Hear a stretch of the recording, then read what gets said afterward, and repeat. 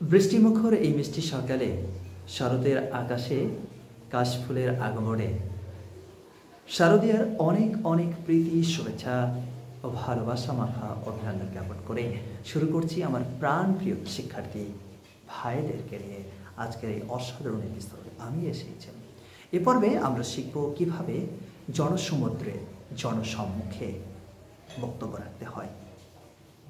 এ পর্যায়ে আপনাদের সম্মুখে বক্তব্য রাখতে চলেছে শিক্ষক দিবস সম্পর্কে ইংরেজিতে আমার অত্যন্ত আদরের স্নেহের ভালোবাসার mister Nirmoy Das.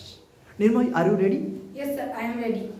So, please start your most valuable speech about Teachers' Day. Hello, ladies and gentlemen.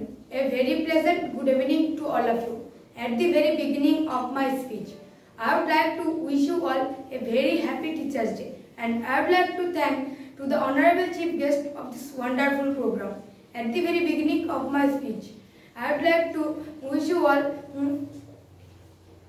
my most respected principal sir, my distinguished person, my dignified teachers, parents, guardians, and my dear loving friends, and who are watching me and listening me through this beautiful microphone.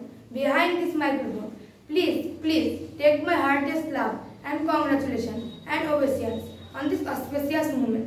Teachers' Day is the birth anniversary of Dr. Sarvapalli Radhakrishnan, who was an excellent teacher, great scholar, and second president of our country, India. Teachers' Day is the best way for students to express their love and respect to their teachers. They are the source of knowledge and wisdom. Teacher takes a hand, opens the mind, and touches the heart. Parents give us birth and stand us on the track of life. But teachers teach us how to walk on the track of life.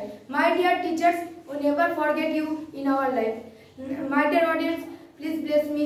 Thank you, sir. Thank you, everyone. Happy Teachers' Day. Happy Teachers' Day. Fantastic for your beautiful speech. I pray to my mighty Creator that He will help you, bless you, so that you can move forward and you can achieve your fantastic goal. Love you all.